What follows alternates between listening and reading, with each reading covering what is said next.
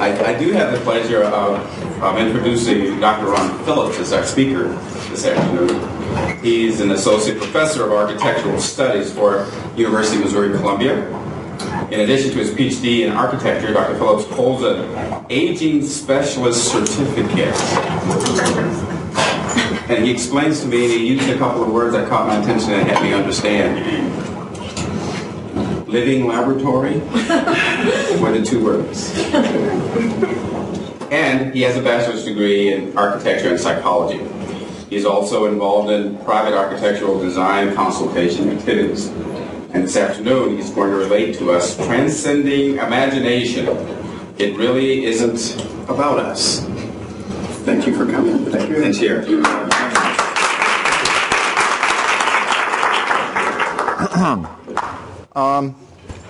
I've been here for the entire conference and have been listening to many of you talk about what you do on a regular basis. So let me tell you a little bit about what I do, and let me just warn you, brace yourself. It's a little different. I've been teaching for 31 years, and I'm an associate professor.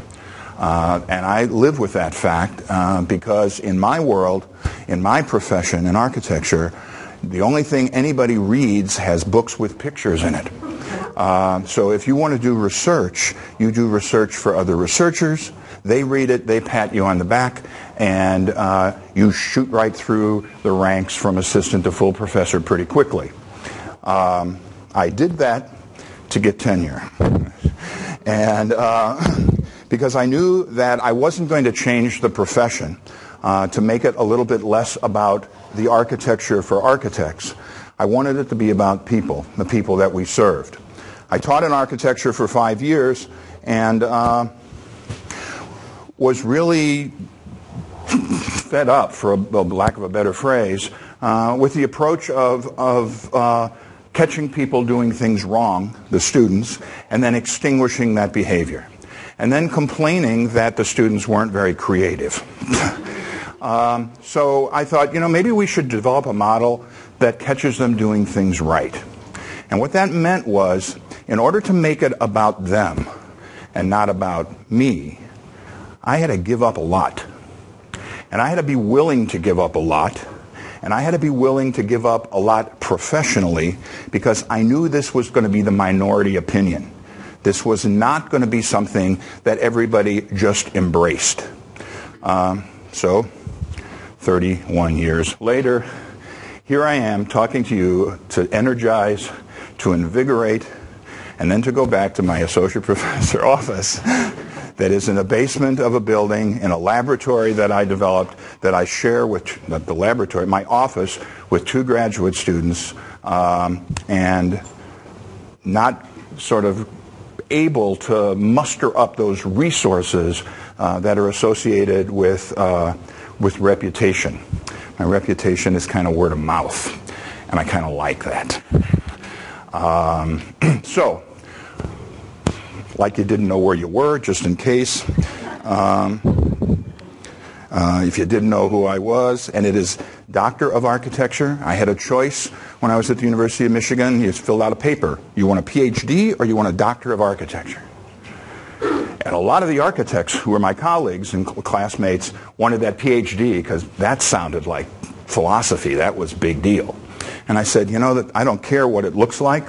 What I care is the people I'm trying to transform, to intervene and make better that model were the architects. And they better see architecture somewhere because they don't listen to anybody anyway, and they're not going to listen to one more PhD. So I thought, I'll have this one, thanks. 31 years later, I'm still explaining to people what the heck that's all about. I should have known better. So, if you make it about you, no matter what you do in the classroom, it can't be anything you can't imagine. It's not going to happen because you're in control of it. You automatically have limited the potential and the possibility of what your students can achieve. If you make it about them, stand back because the world opens like you can't imagine. You want to know how to grade students? Anybody thought of asking them? You treat students, they act like it. You treat students like adults, most of them will step up and actually take responsibility for their education. Then the tests, the evaluations, the assessments that they invented for themselves are customized to the way they learn, not to some tube sock approach that we have because it's convenient for us. Now, I can say that because I tried that for a while. And as soon as I was able to let go, it became really big. My students went on to do some extraordinary things. And the motto that I have with my students is, I want you to stand on my shoulders and see the world in a way I can't. That's my gift to you.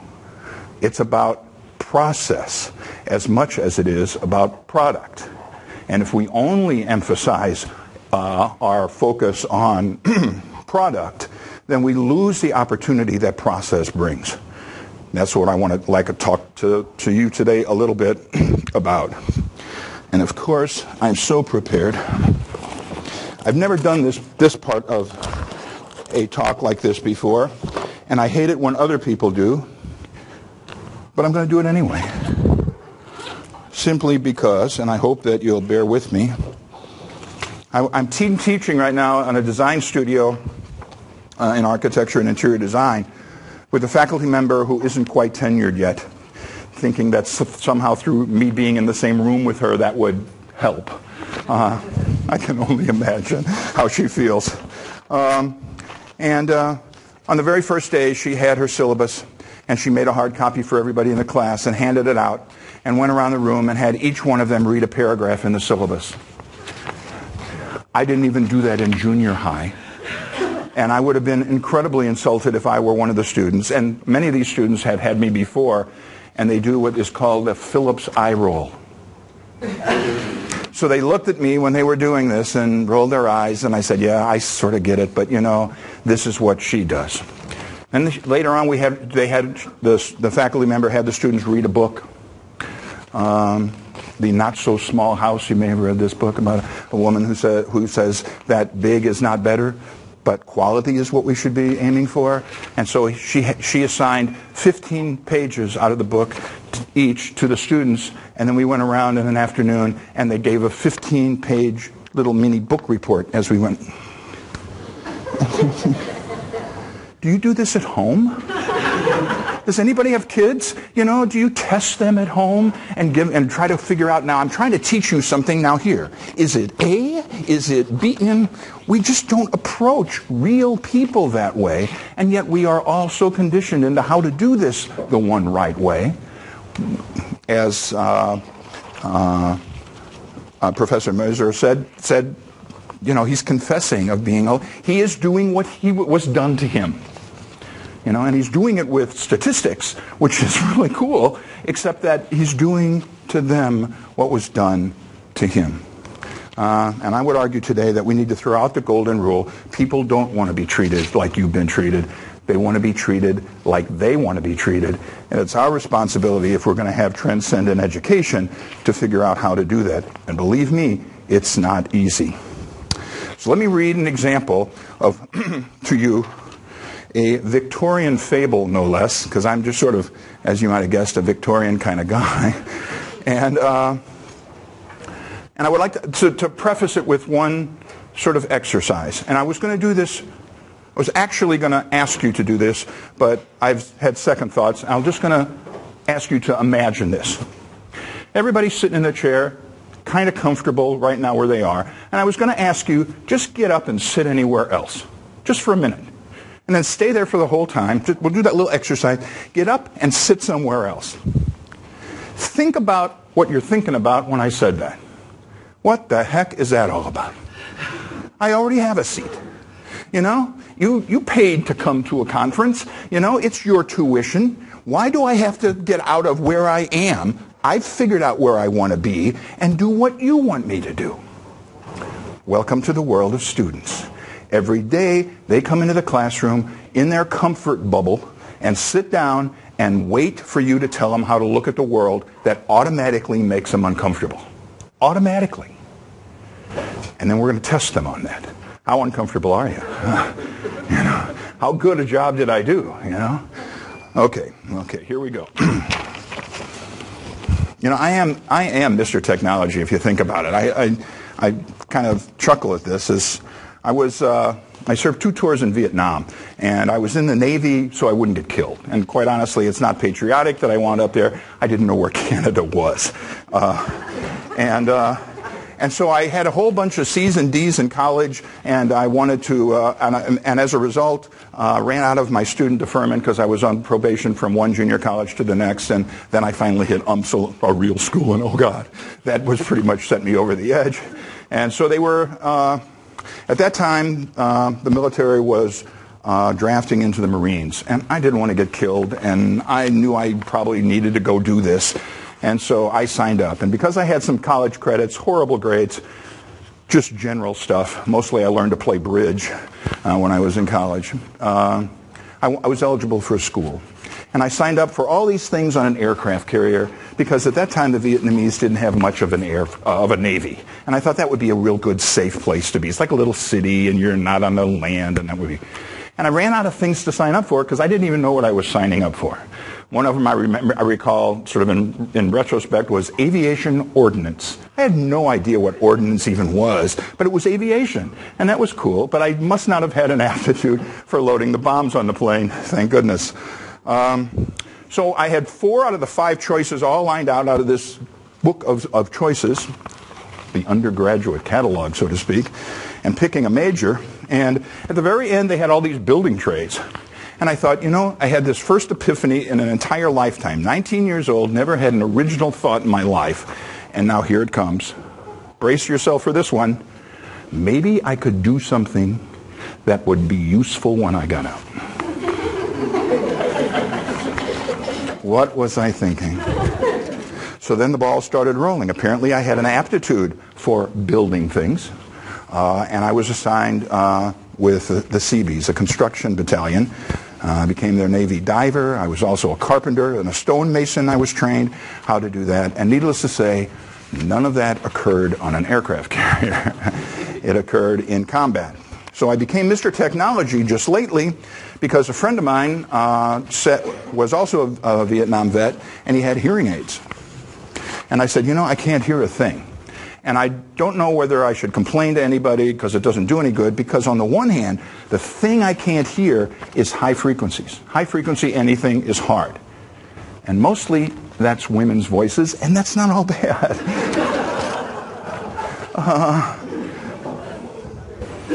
So he said, no, you need to go to the VA because you were in combat. You served 2 tours. I only served 1, and they give you state-of-the-art hearing aids.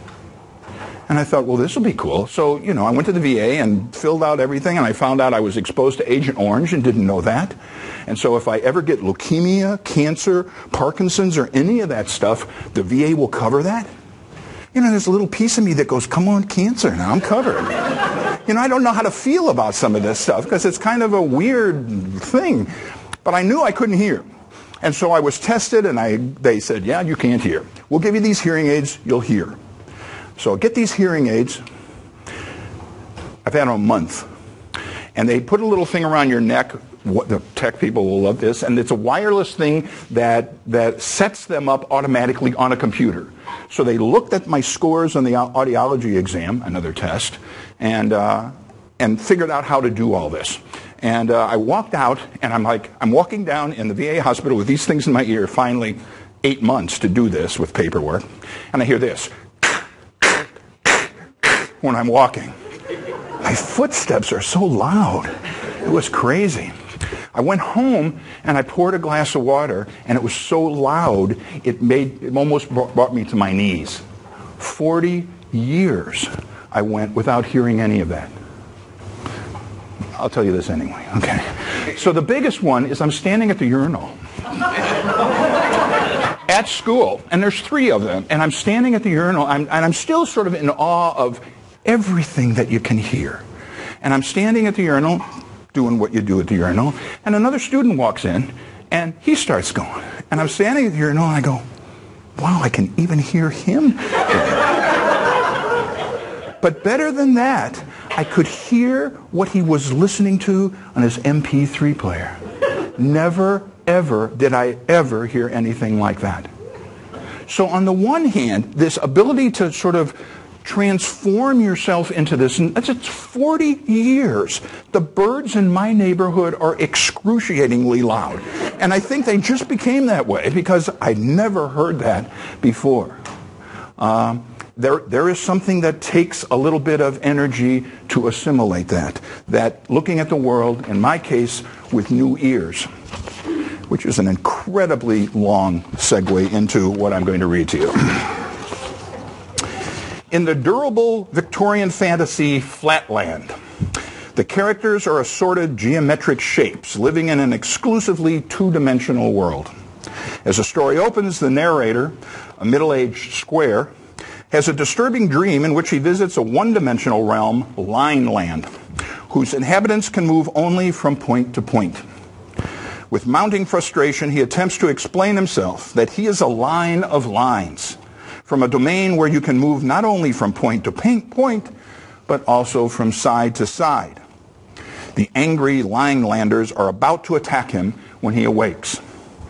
Later that same day, he attempts to help his grandson, a little hexagon, with his studies. The grandson suggests the possibility of a third dimension, a realm of up and down as well as side to side. The square proclaims this notion foolish and unimaginable. That very night, the square has an extraordinary life-changing encounter, a visit from an inhabitant from Spaceland, the realm of three dimensions. At first, the square is merely puzzled by his visitor, a peculiar circle who changing. Sorry, my hearing aid was giving me a message that the battery is low.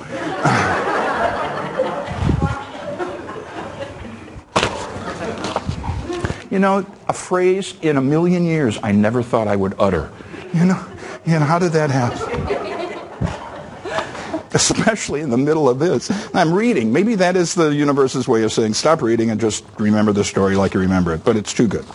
Okay. At first, the square is merely puzzled by his visitor. A peculiar circle seems to change in size, even disappear.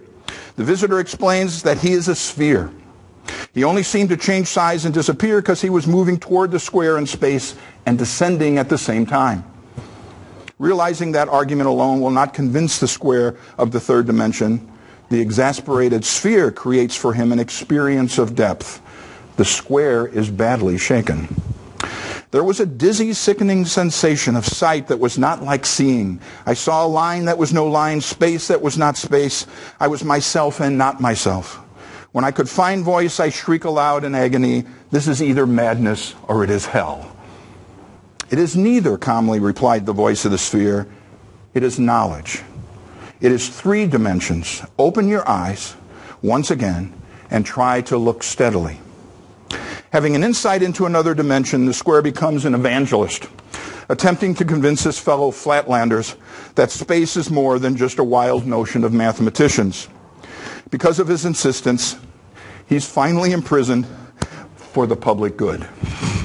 Every year thereafter, the high priest of Flatland, the chief circle, checks with him to see if he has regained his senses. But the stubborn square continues to insist that there is a third dimension. He cannot forget it. He cannot explain it. The common wisdom about transcendent moments is that they can never be properly communicated, only experienced. We call that education. The Tao that can be described is not the Tao. Communication, after all, builds upon common ground. You might describe purple to someone who knows red and blue, but you cannot describe red to someone who has never seen it. Red is elemental and irreducible. Neither could you describe saltiness, sadness, light, or love. As the hapless square said, in trying to describe the third dimension, I saw a line that was no line. Can I get an amen? No. What happens in this process when we let go of how we want them to know is that they know it in a way you could never do for them. Testing and teaching to the test, as though the test is the only vehicle for assessment, captures the tube sock approach to education. That works for us pretty well. The person in the session I was in last time said, and you could just see the exasperation in his face, I teach 750 people, and the ... that wasn't said, the implicit message was, don't give me this stuff about treating them one-on-one. It's not going to work. And he's right. This isn't for everybody. I have 70 students in my theory class. We have open book, open notes, open computer, bring a consultant, use your phone. It's like life. When you're out, somebody's going to call you. You don't know the answer to a question. Just because you knew it once, does that make you more adept at using that information? It's how do you think about the problem that's the real issue. So, when you move out of your seat, theoretically, and the sort of disgruntled students you become when you do that, is what we ask them to do all the time. And it is not comfortable. It's asking them to get out of their comfortable zone. We want to go from students as passive recipients to students as the active participants. It's their education. If we make it about them, it relinquishes a lot of the responsibility of this onto them. We want to go away from the professor as the expert to the professor as the facilitator. How can I help you know this better?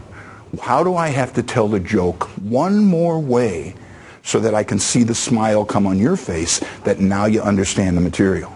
What do I have to do to make that happen?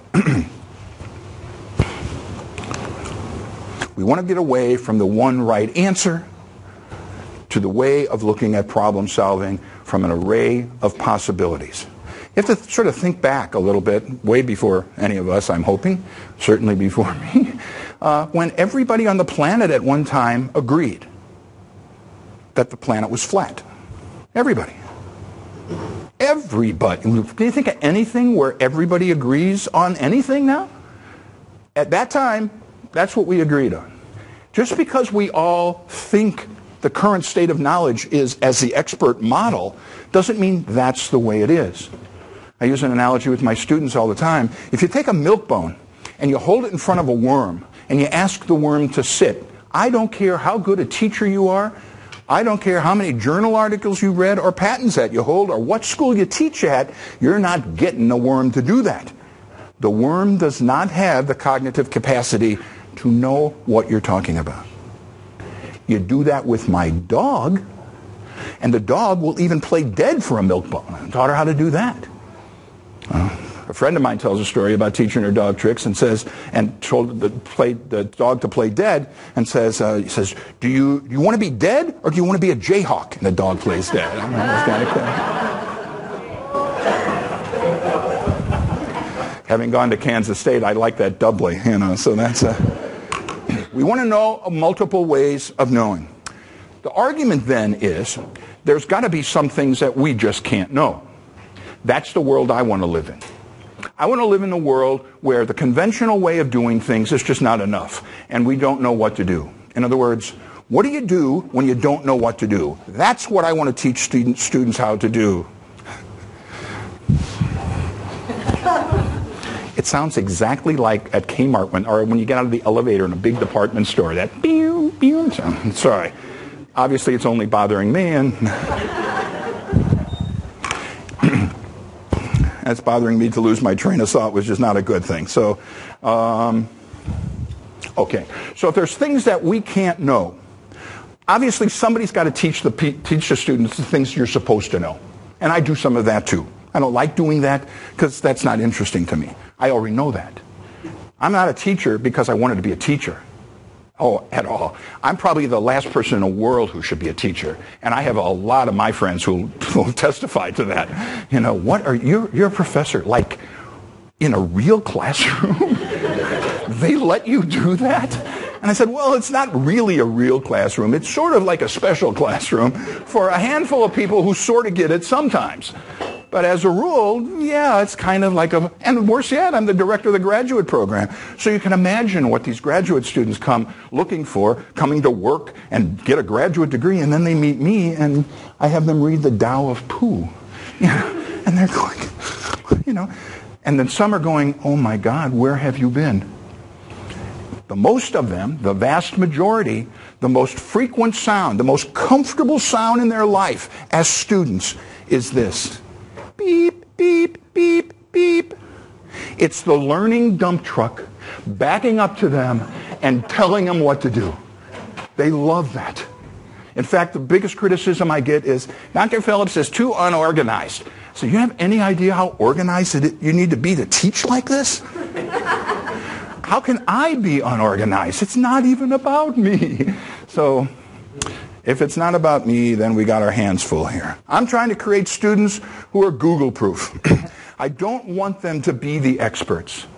I Googled one time, thinking I was going to introduce this into the talk and show, to really make a point. And as when you live sort of on the fringe like this, you always get these big surprises, which are very like epiphany-like. And I Googled in the search, what do you do when you don't know what to do? And I'm thinking, if I get 6 hits, this is going to be perfect, because you can't just Google in, what do you do when you don't know what to do? Apparently you can. 535 million hits. There are 535 million people who have taken the time to answer that question, to tell you, what do you do when you don't know what to do? So now what do I do? So I read a couple of them, and lose weight quickly, hair receding, there's like a million things that really didn't have anything to do with in general, but with very specific products that they were pushing. So you can't be the Google person. We have a faculty in our department who is the Google guy. In fact, the big joke was, we were in a meeting and I texted one, I shouldn't tell you, I'll tell you anyway. I texted one of my doctoral students who was in the meeting too during this meeting, because I was sitting there like, another meeting, and the faculty member who's very nearsighted is holding his phone like this. That's all he does. He walks around just like doing this. And I said to the doctoral student, I said, what's Mike doing? And she texted me back, absolutely deadpan in this meeting. He said, he's wrapping up looking at the internet. I mean, he has read everything on the internet. That's what he does. And then the next time we did that, I said, really? And he said, well, I think he may be just beginning on the images aspect of the internet. Yeah. Google's pretty powerful stuff. We're looking for something that's process-driven. Their process, not ours. It makes life a lot easier. When they don't know what do you think the first thing they say is, well, can you give me some examples? And I said, no, I don't want you to be, you're not like anybody else. Tell me who you want to be like, and then we'll see about what they've done, and maybe you can be just like them. It's not like that. This is tough. Figuring out who you are when you're 19 and 20 and 21 is tough. Figuring out who you are when you're 63 is tough. It never changes, but if you don't ever try, you don't ever move on. You wind up being just like everybody else. You wind up being in the center of the zebra herd that to all non-zebras look exactly the same. Ain't life grand? You don't know where you're going. You have no say. You don't know where you've been. You have no say, but you're safe. You're comfortable, because when the predators come, they eat the ones on the edge first. We know that, So I want to look like them, I want to make a fashion statement, and what I'm going to do is I'm going to get something pierced. Yeah, okay, so piercing is for people who can't commit to a tattoo, and I'm fine with that. But you pierce just like everybody else who's been piercing. There's no super variation. You want to be different? Shave half your head. That's different. Come to school with one long pant and one short one. That's different.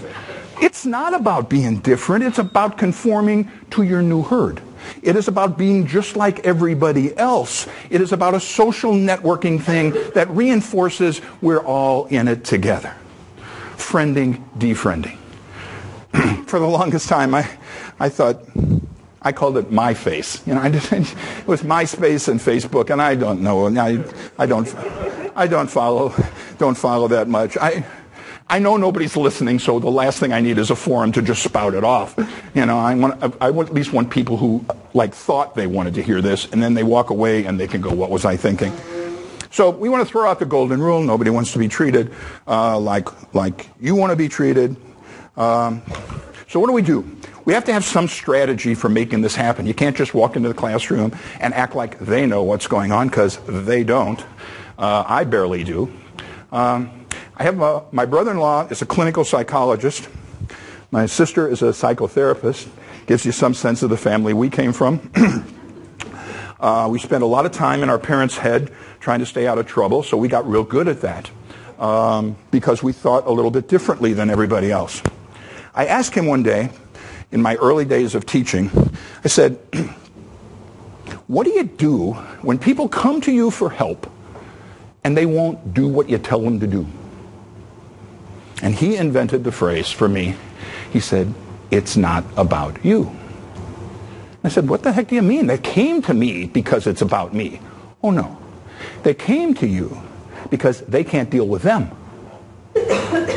Now you do that educational parallel. The students come to us because they can't do this on their own.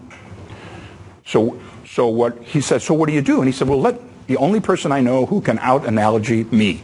He is amazing, and I love this guy. He also was my therapist, so we are very close. He said, think of in the old days when you're in St. Louis, and I can get away with this in a Missouri context.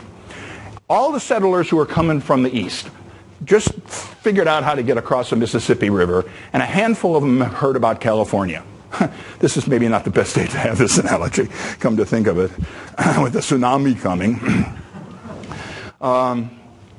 And you are on your horse, you're the scout, you have taken people across the mountain hundreds of times to Colorado. Your horse knows the way to Colorado, and these people are afraid. You're going to take them off this incredible, comfortable zone that they have. They're called settlers for a reason. They're settling on this. They're not aspirers. So a handful want to go to California, they think. And he says, so what do you think you do? And I said, I have no idea. He said, what you do is you convince them to go to Wentzville. 30 miles from St. Louis. Everybody packs up. We have all these conversations about why we pack the wagons this way, why the horses have to have feed, and we have these exchange of experiences that get us to Wentzville. Okay? We spend the night. We have some more stories around the campfire, some s'mores and some kumbaya, and some bonding, and now we get them to Columbia. Okay? A much bigger trip, another 90 miles. A couple days, we get there, but we have these shared experiences. And all of a sudden, what you're telling them has a context for what you are telling them. But what they know is they know what the trip feels like now, a little bit. We get them to Columbia, we take a next bigger step, we get them to Kansas City in the next part of the journey. We made it, 3 big phases. The next one is, that should get us across Kansas, and we know how hard that's going to be, even today. We get them to Kansas, we've gone through 2 states, we've spent a lot of time together, we pretty much know each other, and guess what comes next? The mountains. And you need that kind of preparation to make sure that you can make it across this potential obstacle. And you do it together. And questions arise, and questions get answered. The horse helps, because the horse has been there a lot. And you may get a TA to come along, because we've done this a lot. But after you get across the Continental Divide, it's pretty much downhill to California. And while there's still some things to journey, there's nothing as big as the mountains. A little desert. But we're in the mountains, so we gather up water. We knew that was coming. We know how to prepare for solving problems as they come. There are no answers. What in the world could you have possibly said to somebody in St. Louis that would have prepared them for that trip, other than what you hear most often in undergraduate education? Trust me, I know what I'm doing. I'm the expert. That had led us to men who go into gynecology because they know better than women who's... That doesn't even make sense to me. I have a female family practice physician just because I wanted to see how that would work. That's a thrill. I get it now. My wife would come back and say, the guy he's okay. And so I'm thinking about getting a female practitioner to be my physician. I think you should. Not because females know more or know less. They know differently, and they know more appropriately. There's a common frame of reference. That's what we're looking to establish here. How do you go from not knowing to knowing? That's how you do it, by asking that question. You look at all of the dimensions of a problem, not just the ones that are the easy ones. When Toyota came out with the first hybrid, they were in Europe for 7 years before they ever even talked about the idea here, working out some of the bugs, because they couldn't get licenses for their cars in the United States. While every car manufacturer on the planet was trying to improve miles per gallon, they were all working out at the end where it was on highway miles, because that was where it was easy. That's where everybody did. We can make you get 35 miles to the gallon on the highway, and on a city. 37 miles on the highway, and 16 miles in a city. We don't talk about that. The city was the problem. So cars sitting forever and ever and ever. It reminded me of the joke of the guy who comes out of a bar, and there's a guy on his hands and knees under the street light. And the guy says, "What are you doing down here?" And he says, "I'm looking for my car keys." And he goes, "You want me to help?" And he goes, "Yeah, that'd be great." He goes, "Whereabouts did you lose them?" And he said, "I lost them around the corner in the parking lot." He said, "Why are you looking here?" And he said, "That's where the light is." That's what we do. We too live on the path of least resistance. We live in a place that's comfortable for us. And when the student asks you a question and your answer is most of the time, "I don't know, and I won't get back to you, but you need to figure it out," then that's not very comfortable to us either. So we are looking at, as the flatlanders do, the two-dimensional person could see the first dimension and the second.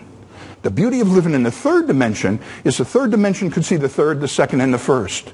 What I'm asking and looking for, and want to take my students on that trip, is to get to the fourth dimension, which is, I don't know. I don't know, but it's there. It's their way of looking at all this other stuff, and help them figure out how to do that. Okay, this may be if this works. Oops. See, what do I know? Let's go back to that. Okay. Tell me what you see here. And again, I live in the world where there is no right and wrong, so feel free. What is this? 11 plus 1 is 12. Okay, so you see that it's somehow this translates into numbers. How do you know that? Closely. Pardon me?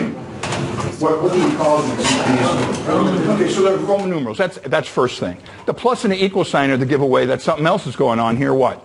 In general. Math, right? All right? Then there's the next logical step that you're making associations, and you're saying, I know math, I know Roman numerals. Then what's the logical conclusion for this? It's wrong. Of course it is. Of course it's wrong. Unless the person has dyslexia and put that one in. You be quiet, young lady. You're the troublemaker. I had it sensed from the moment you came into the room. Okay? Watch this. Okay, maybe not watch this. Oh, please watch this.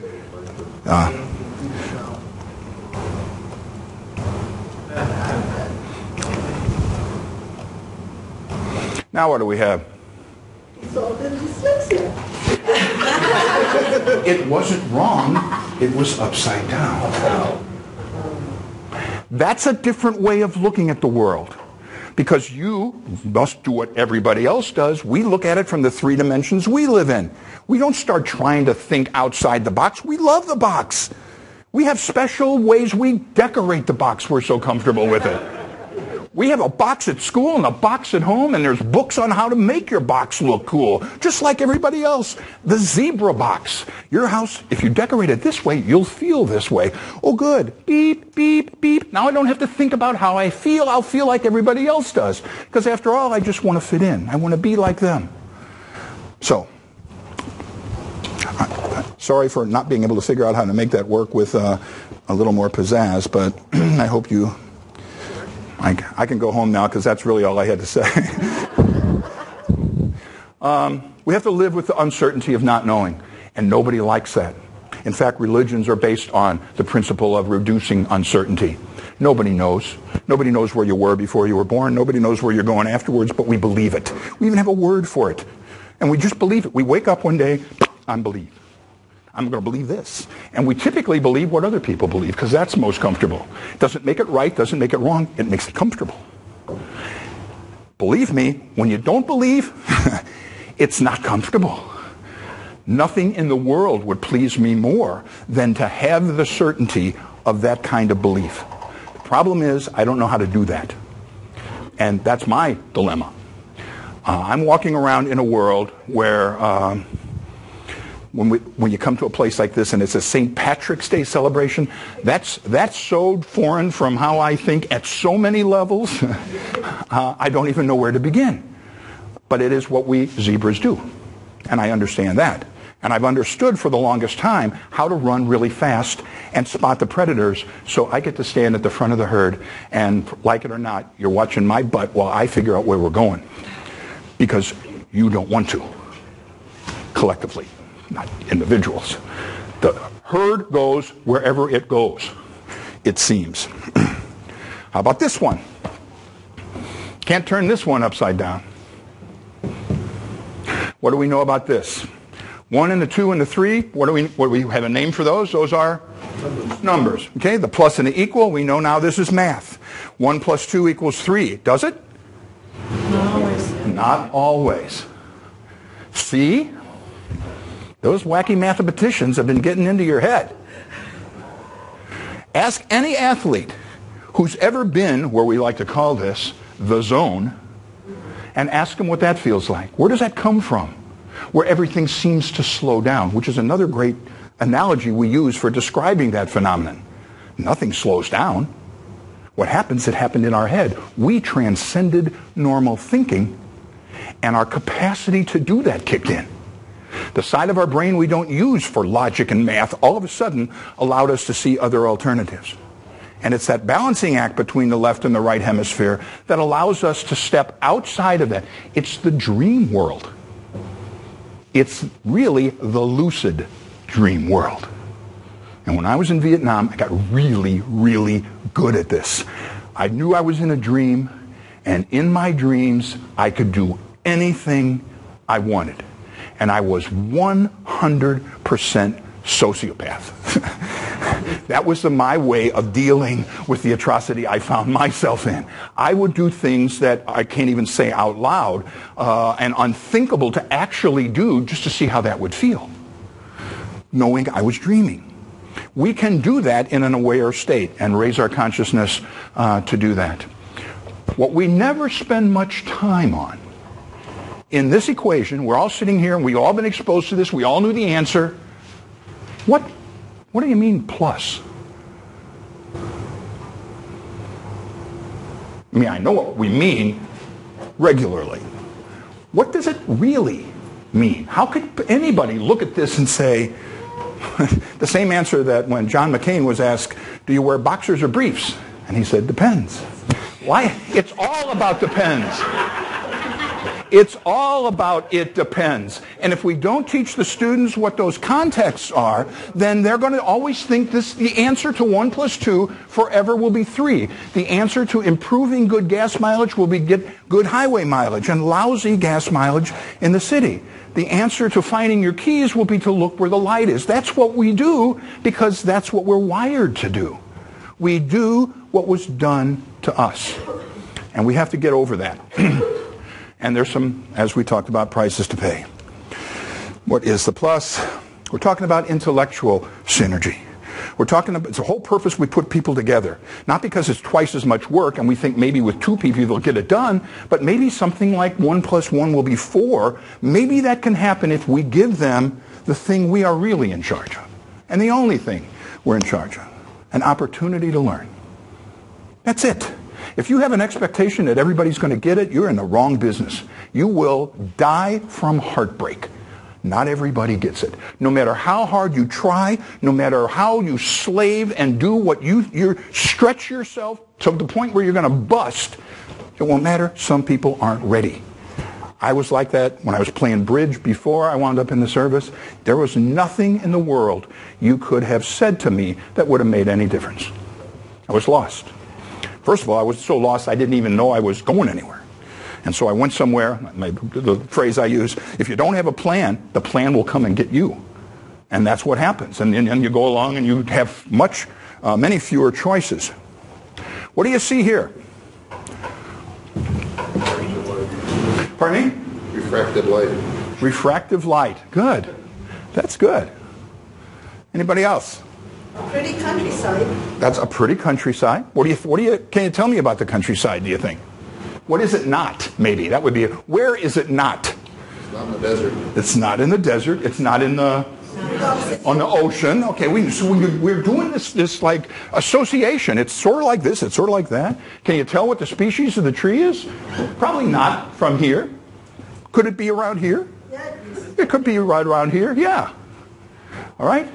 Now, my job as an educator is to have really sharp elbows. What I do is I stand next to the students and tell them to get out of your seat, sit in the seat next to it. I elbow them over to another place to look at this. And the idea is, if you walk around this tree 360 degrees, you know it better than if you stay put. On the other side of this tree, it's hollowed out. And there's a family of raccoons that live there. Right? How would you know that if you stayed put? How would I test you on that? This is not something that you can make people do. Go and walk around the tree and see what's on the other side. They have to figure these kinds of things out for themselves because there isn't a right answer to how you know the tree. You're going to stand there and look at the tree, let's say for an hour. You know the tree for an hour. It's an hour-long snapshot. What does this tree look like in the winter? I had a colleague of mine come from Florida, a young colleague, new in the department, and I took her out to a piece of property I was buying, and it was February. And I was really excited about these 10 acres I was going to build a house on. I just got tenure. This is going to be great. And she was just like, I said, what's wrong? And she said, why are you buying property with so many dead trees? Florida. I asked my students, I said, how many people like sushi? And half of them raised their hands. And I said, okay, of the people who don't like sushi, how many people have ever tried it? Hardly anybody. They just know. I don't like sushi. I don't know. We live in a world where it's difficult to take risks because the penalty for failure is so huge. This is the last place you want to do where you're incubating young minds. You want them to, I tell my students, one day I want to wake up and I want to say to you, stop it, you're all like way too out there. Okay, let me rephrase it. Stop it, one of you is way too out there. You're just thinking too big. That never, ever has happened. It's not even come close. It always is this myopic, narrow-sighted interpretation, controllable answer. I've got a GPA. How many points do I get for this? Are you taking attendance? What the hell do I care whether you come to class? I've got a degree already. This is about you. And if I'm smart enough to write a test, you can't pass if you're not here every day. Period. I had a midterm yesterday, and I have a doctoral student of mine is administering a test. We have a whole bunch of questions that go like this. A school bus driver, this is a theory class in environment and behavior.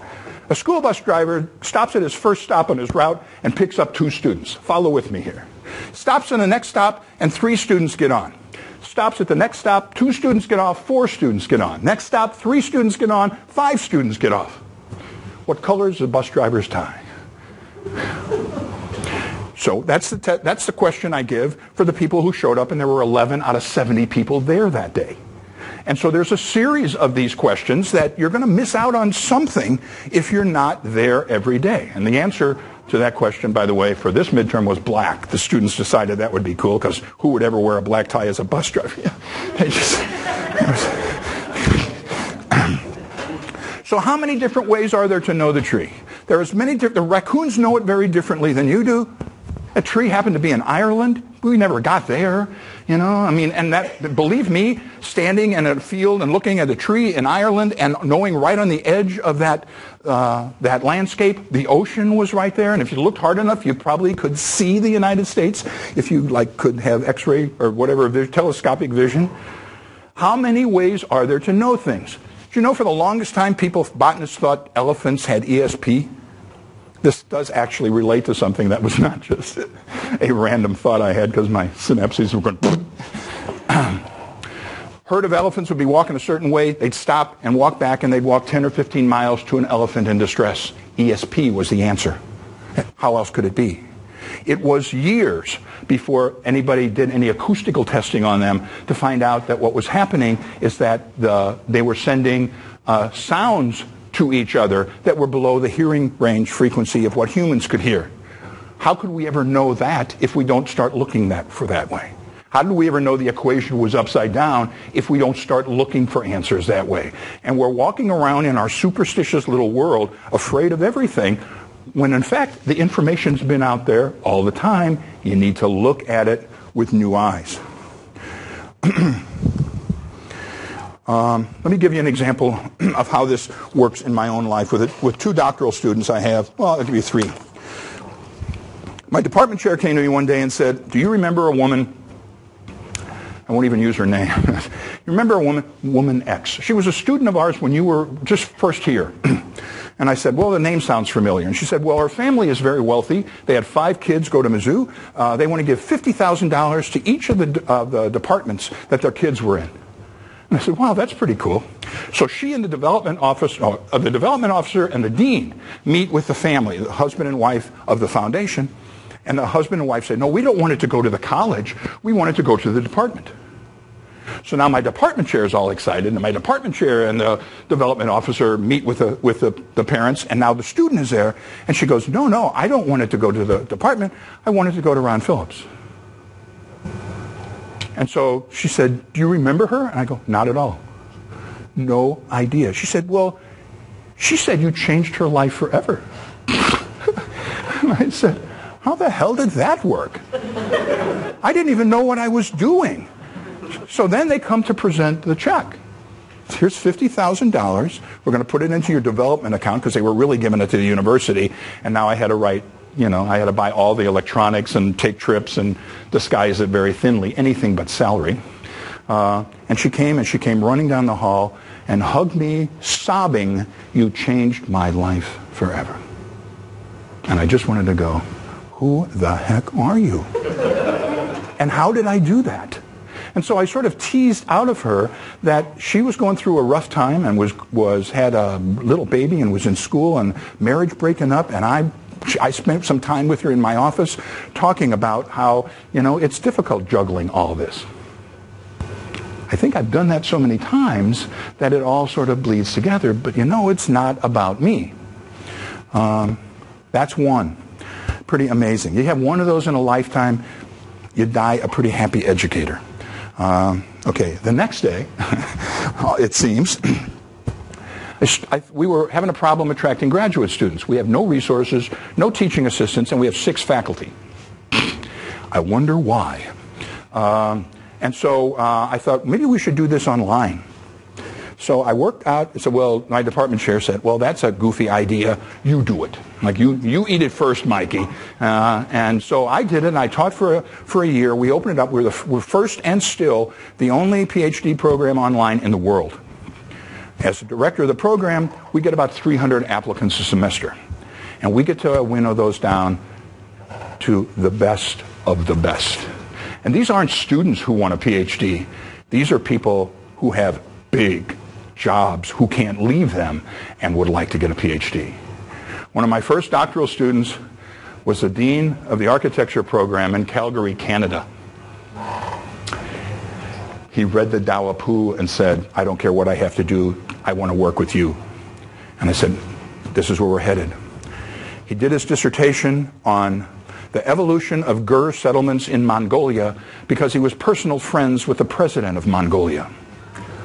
Well, let me just give you a little brief history that isn't in the resume. I grew up in South St. Louis. I never knew anybody who went to college. And now I am dealing with the president of Mongolia with one of my students. That's a little bigger than anything I could have imagined. And people said to me, well, what do you know about Mongolian Gur settlements? I said, I don't. I know the process of doing a dissertation. He knows about that. That's what he's going to be responsible for. He's not just doing my work for me and making sure that I can write 1 million journal articles, because I'm not doing that. What I'm interested in is him. And so I'm going to put that energy into him. One more. Another student came to us, doctoral program. He's a firefighter from Fort Worth, Texas. And he's trying to explain that he developed one of the first state-of-the-art simulated firefighting training facilities, actual places where they have burned buildings. And he did a $25 million facility. As a firefighter, he and the president of his junior college put together and a program to train firefighters. People come from all over the world. But by the time he got to us, he had the Fort Worth up and running. He had one in Saudi Arabia, in Italy, in Dubai, in Abu Dhabi. Had one going on in Taiwan. And just recently has come back from China, where he's made an agreement with the Chinese government to do 14 of them. What he wanted to do was to go back and develop a systematic way of evaluating what's working and what's not so he can make these better as he produces more of these. It's not likely to come and find me. What do I know about firefighting? I like fires, but that's about it, And s'mores would be cool. But yeah. I take students sailing because I believe in experiential learning. They do a little reading about what the parts of the sailboat look like, then we go sailing. If you were to buy a $750,000 sailing yacht and wanted to have the interior designed so that it really was super functional for you, you would go to Betty's Boutiques and she would give a flare of color or a flash of accent texture, and that's pretty much what you get. Our students who are trained interior designers, who now after this experience come back as trained sailors, know what it's like to cook while you're on passage, where you're strapped into the stove because the boat is heeling way back and you gimbal the stove so everything stays flat. The nature of the problem had to be experienced to transcend the typical solutions of 35 miles to the gallon on a highway. Students' work has been in Sailing Magazine, internationally the most recognizable and most widely publicized magazine. That was the exclamation point that allowed me to take my students sailing forever, and I am incredibly indebted to those two students who made that possible. It is about experiencing it on their terms. Technology, then, is a tool. It's not the end. It's like if you're a carpenter, it's like falling in love with a hammer. And everywhere you go, whether you need to have a board that's shorter, you beat the end of the board off with a hammer. You can do that. It's just not the most effective tool. The problem dictates the tool. The problem dictates the solution. And every problem is different. You are my problem today. And I have to figure out, like, when people are leaving, are they leaving because they have to be somewhere, or am I losing you here?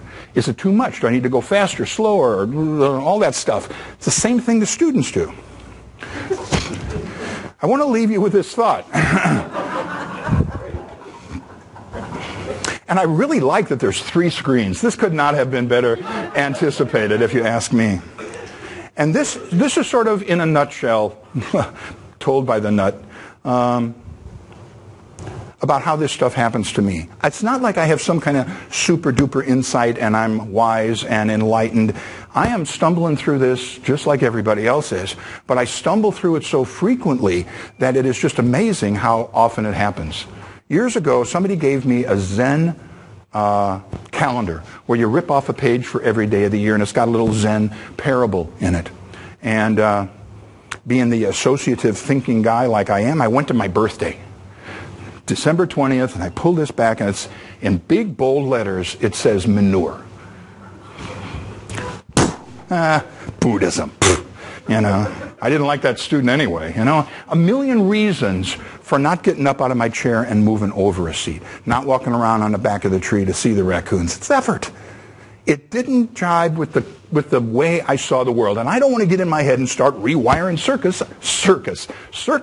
I'm 100 years old. I got the wiring is maddening to me. I know the way the world works. I've been around. I've survived combat. I've survived teaching. I've survived a lot. Don't mess with me.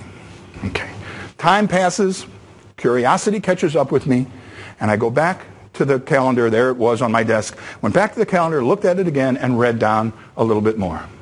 In bold, I need to sit down because this usually makes my knees weak because it is so incredibly representative. It says manure. Nothing grows without manure. And I went, whoa, that's what I do. And I'm full of it. That is the best phrase I ever heard for explaining what I'm trying to do. It's why the flowers get the credit for the growth, not the manure. It's why I become a professional gardener tender, because that's what I do. I try to get rid of the weeds when they're not looking. I try to make sure that they have the food for their kind of growth, and it's not just the same manure on every plant. It's customized manure. It's specialized manure. Sometimes it has to be dried out. Sometimes it's right out of the factory. But nonetheless, it's what I do. And so I think I may have a slide or two left. How do you know then that students are learning anything? Because you can't just let them be walking around, or they'll get all tied up. I was telling the person who was helping me get wired up here, like I needed that help, that when everybody had beepers before cell phones, and everybody had beepers in the professional world, and they'd be going like this, and I felt really left out. And so I went home one day and went to school with my garage door opener on my belt. I got a message. How do you know? Ask the students how they want to be graded. They're going to put up as much stink as you would if I ask you to move to the next chair. But some of them hate tests. Some of them like to write papers. I have students in my theory class now that came to me and said, we want to make a video. And I said, okay, that sounds really cool. What are you going to do? And they said, what we're going to do is we're going to have a panel discussion, sort of like The Tonight Show, where instead of one person there, we're going to have people to talk like this, and Jay Leno or David Letterman is going to ask them questions about the course and how it applies to their life. What are you on? How did you figure that out? Because I never would have thought to do that. When I was in school, I did and took this course from my professor. I did a video documentation when it was reel to reel, and you had to hold the flashlight up because the projectors hadn't been invented yet. And it was on the back of a buckboard. It's not that bad. And at the end of my perception class, where I would zoom in on things and then zoom way back, guess what it is? Now you see what it is. All that, how do we form these images? At the very end of this, I had the same sweater on for 6 weeks when I would film, so it looked like it was all real continuous. I'm really Mr. Cinematography here, and I guess videographer there. And at the very end, I said thank you, and the end came up, and I stood up and walked away, and I had long underwear on. And it was like the final little note of you were sitting here listening to me as the expert, and now the guy doesn't even have pants on. How can that be? It was about questioning all of these plus signs in life to see how that goes. You're better off asking them and trying to come to some kind of compromise, knowing full well not many of them are going to step up to the challenge. I guarantee you that. So we have this. We have an open book, open notes. Bring your computer, bring your phone, bring a consultant. In my last midterm in a building systems class I had, 2 women brought their dads. C- on the midterm. The dads just got in the way. They didn't know what we were talking about and how we were talking about it. They were looking for absolute knowledge, and that's not what the class was. It was a progression through the process. So, they really got, one of them came down and said, like this. What the hell is this thing with the bus driver's tie?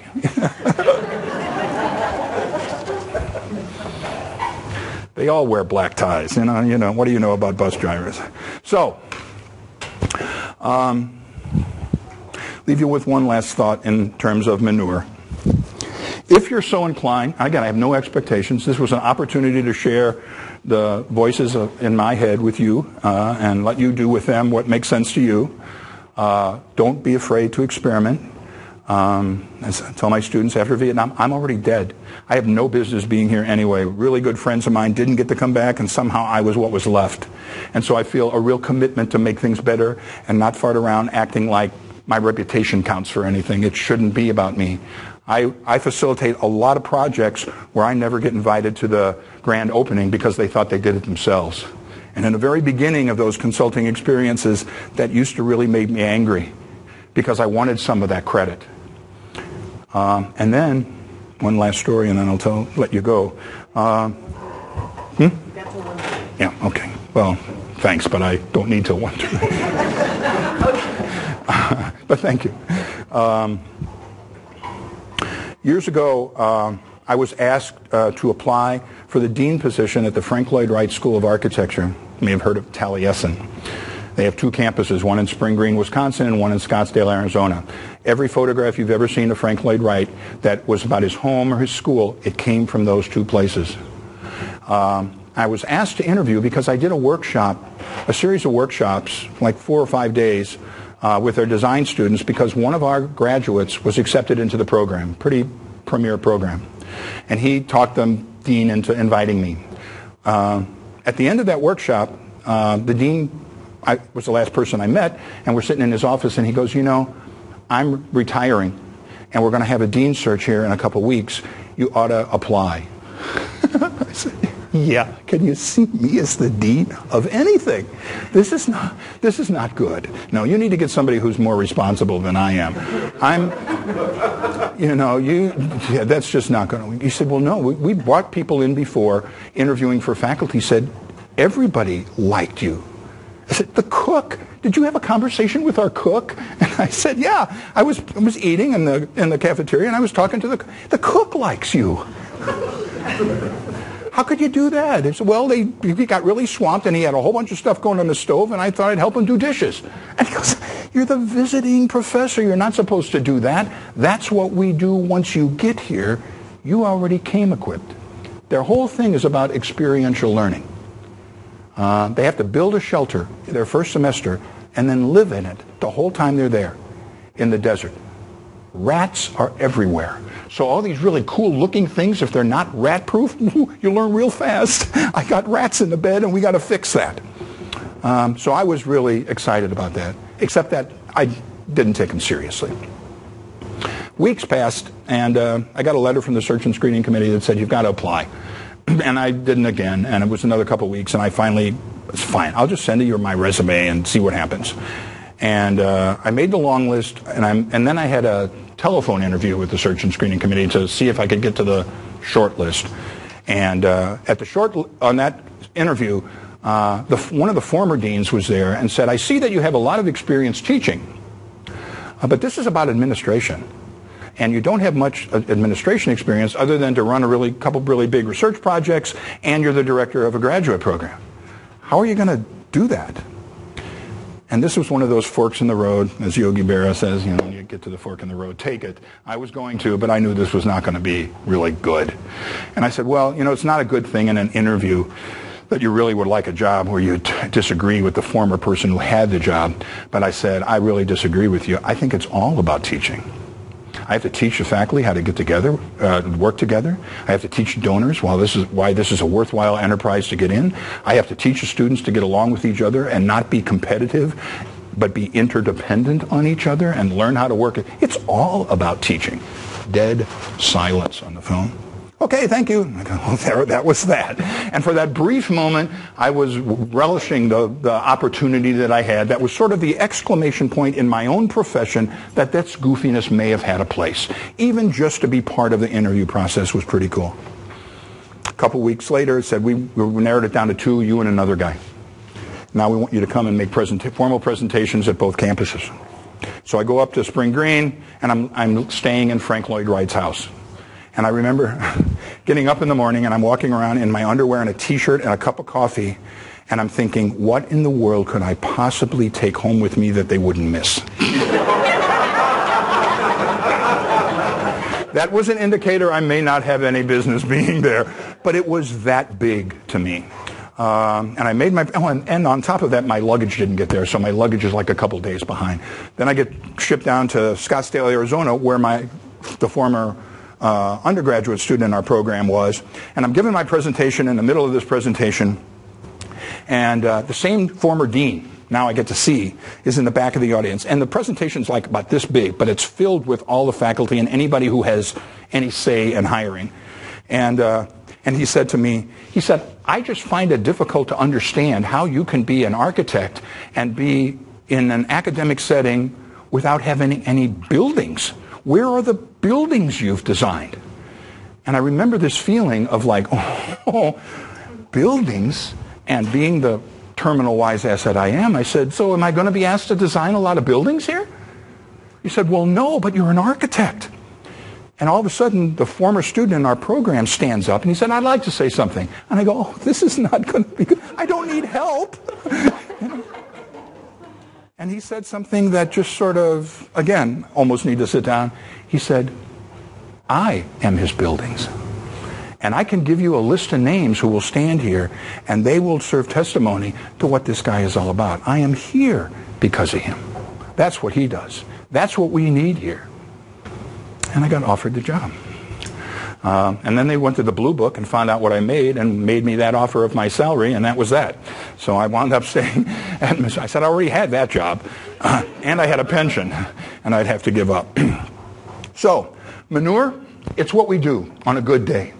And we should stand with pride. It's a new way of looking at the world.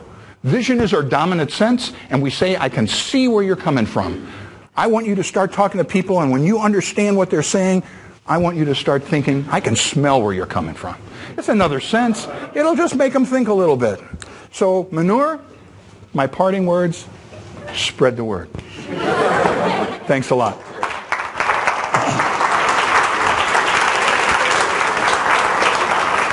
And I'm so used to teaching, I don't imagine there's any questions because I did a perfect.